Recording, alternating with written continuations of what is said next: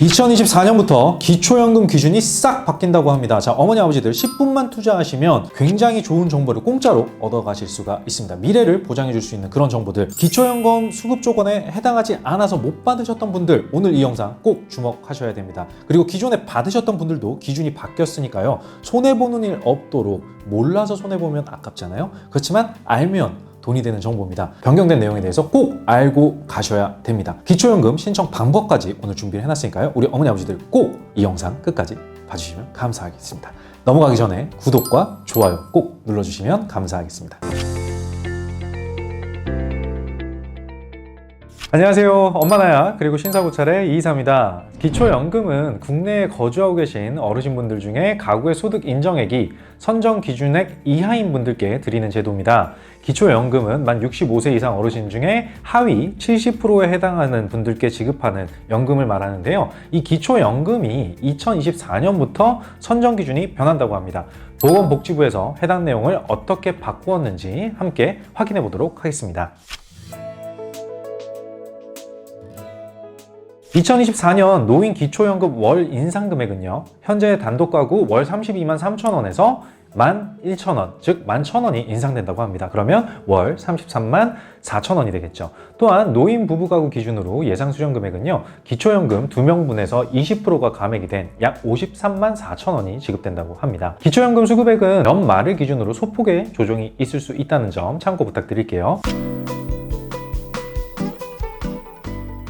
그런데 어머니 아버지들, 이 기초연금 선정 기준이 변경되었다고 하는데요. 아까 기초연금은 하위 70% 노인분들을 선정해서 매월 지급하는 연금이라고 말씀을 드렸어요. 근데 선정 기준 지역별로 재산 공제액이 다르다는 부분 때문에 역차별 논란이 좀 있었다고 해요. 쉽게 말해서 집값이 같은데 중소도시에 거주한다는 이유만으로 기초연금에 탈락하는 그런 사례가 꽤 많았다고 하더라고요.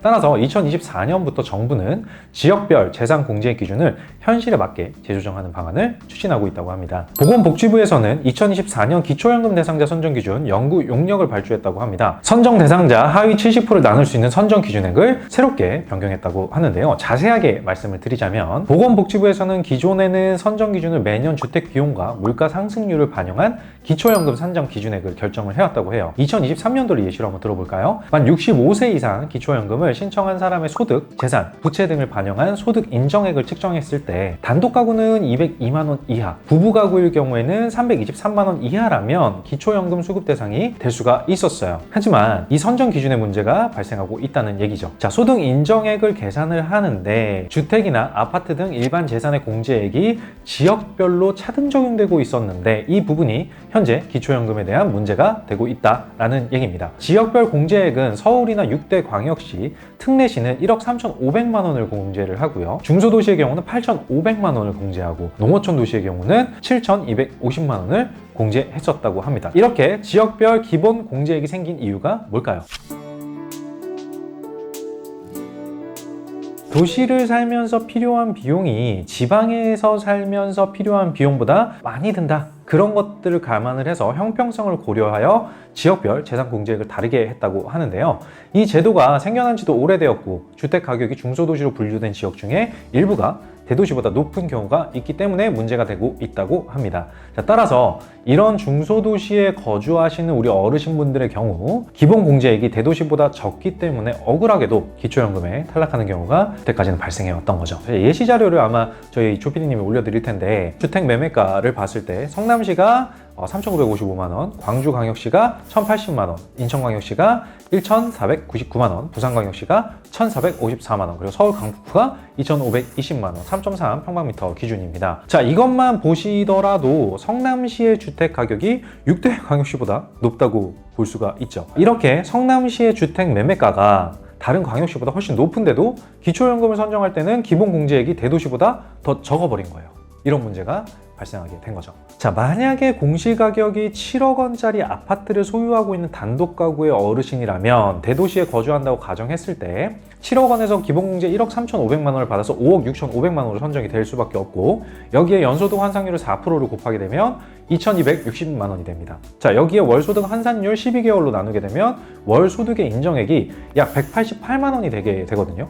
이런 경우에 서울 대도시에 살고 계신다면 기초연금 수급 대상이 가능합니다. 하지만 성남시에 거주하고 계시거나 중소도시에 거주를 하고 계시는데 집값이 7억 원이에요. 7억 원에서 8,500만 원을 기본 공제액으로 받아볼게요. 그러면 여기에 연소득 환산율 4%, 그리고 여기에 월소득 환산을 계산을 해보면 월소득 인정액이 205만 원이 됩니다. 자, 그렇게 되면 기초연금 수급 대상이 될 수가 없는 문제가 발생하는 거죠. 자, 이렇게 중소도시에 산다는 이유만으로 어떻게 보면 역차별이 발생하게 되는 거죠. 물론 대도시와 중소도시에서 살 때 어느 정도의 물가나 이런 부분들을 반영을 해야 되기는 해요. 그 부분에 대해서는 저도 이견은 없습니다만, 정부에서 봤을 때 대도시에 살고 중소도시에 산다는 이유만으로 이 공제 금액이 달라져 버리니까 아무래도 차별이 될 수가 있다라고 판단을 했다라는 거죠. 그래서 보건복지부는 지역 간의 형평성을 좀 고려를 해보자, 그리고 현재 소득 환산 방식의 적절성을 좀 따져봐서 제도를 좀 개선해야겠다라고 판단을 했다라고 합니다. 자, 2024년 노인 기초연금 선정 기준액은요, 2023년 대비해서 11만 원이 높아졌다고 하고요. 이는 노인분들의 평균 소득이 지난해보다 10.6% 상승했다고 해요. 다만 이 선정 기준액 인상률이 소득 증가율에 미치지 못하는 이유가 2023년 하필이면 또 공시지가가 또 큰 폭으로 하락했기 때문이라고 합니다. 자, 따라서 기존의 단독가구 202만 원에서 213만 원, 11만 원이 인상이 되었고, 부부가구의 경우는 340만 8천 원으로 결정을 했다고 합니다. 또 변경된 내용에는 배기량 3000cc 이상 또는 차량가액 4천만 원 이상으로 정하고 있는 자동차 기준으로 했을 때 배기량 기준을 폐지를 해서요, 배기량 3000cc 이상의 차량을 소유한 어르신분들도 상관없이 소득 인정액이 213만 원 이하면 기초연금을 받으실 수 있다고 합니다. 고급 자동차의 경우는 차량가액 전액을 월 소득으로 산정을 한다고 하니까 이 부분은 좀 참고를 해주시면 좋을 것 같아요. 소득 인정액을 계산하는 기준이 뭐냐? 결국엔 계산 방법은 이래요. 소득 인정액은 소득 평가액과 재산의 소득 환산액을 더한 금액을 의미를 하거든요. 자세한 계산 방법은 아마 저희 조피디님이 올려드릴 겁니다. 자, 그래서 이 표를 잘 보시고 우리 아버지 어머니들 계산을 한번 해보시기를 부탁을 드려볼게요. 자료화면 잘 보세요. 기초연금 신청 그럼 어떻게 하냐? 주소지 관할과 상관없이요, 전국 읍면동 행정복지센터, 국민연금공단지사 또는 보건복지부 인터넷 포털 사이트인 복지로, 이렇게 세 가지 방법을 통해서 신청을 하실 수가 있거든요. 자, 오늘은 우리 어머니 아버지들께 보건복지부에서 운영을 하고 있는 복지로라는 사이트를 어떻게 이용하시면 되는지에 대한 부분들을 한번 말씀드려 볼게요. 자,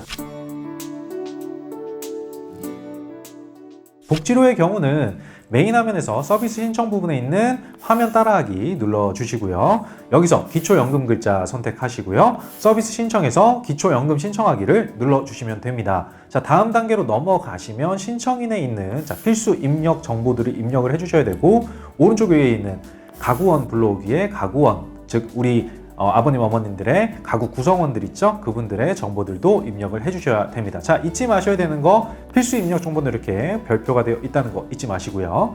자, 입력이 끝나셨으면 서비스 선택창에 있는 해당 대상 여부에 선택을 해주시고요. 신청에 대한 유의사항에 동의를 필수로 하셔야만 진행이 가능합니다. 신청하기 전에 꼭 준비하셔야 될 서류 있으니까 이 부분 미리 준비해 주시면 좋겠죠?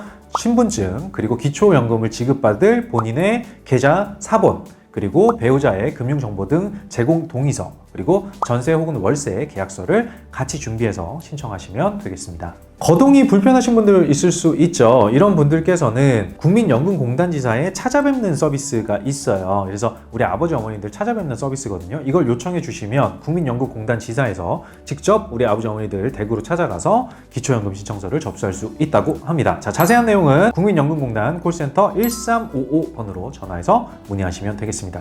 자, 어머니 아버지들, 이렇게 2024년 바뀌는 기초연금 선정 기준, 그리고 어떻게 신청을 하면 되는지에 대한 신청하는 방법에 대한 거 저희가 좀 말씀을 드렸어요. 기초연금 대상자분들을 선정을 할 때 노인 가구의 소득 재산 수준과 생활 실태, 그리고 주택, 공시가격, 물가 상승률 등을 고려를 해서 매년 알맞게 좀 조정을 해보겠다라는 발표를 하게 되었습니다. 자, 억울하게 받지 못하시는 분들이 생기지 않을 수 있도록 최대한 제도를 개선을 하고 있다는 거겠죠. 있어요. 2024년 올해 기초연금의 내용은 이 영상을 통해서 요약이 잘 되셨으면 좋겠습니다. 저희 조피디님이 진짜 고생 많이 했거든요. 저희 어머니 아버지들께 좋은 이런 내용들이 도움이 될 수 있는 그런 내용들이 되었으면 좋겠습니다. 자, 내년에 또 바뀌는 정보들이 있을 수 있으니까 이때도 또 한번 요약해서 알려드려 보도록 하겠습니다. 구독, 좋아요 눌러주시면 굉장히 도움이 되겠죠. 그럼 지금까지 엄마 나야 그리고 신사고찰의 이사였습니다. 어머니 아버지들 항상 건강하시고 행복하셨으면 좋겠습니다. 건행인가요? 감사합니다.